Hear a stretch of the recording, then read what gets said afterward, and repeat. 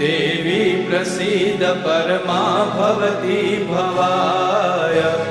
सद्यो विनाशयसि कोपवती कुलानि विज्ञातमेतदधुनैव यदस्तमेतन् नीतं बलं सुविपुलं महिषासुरस्य ते सम्मता जनपदेषु धनानि तेषां यशांसि न च सीदति धर्मवर्ग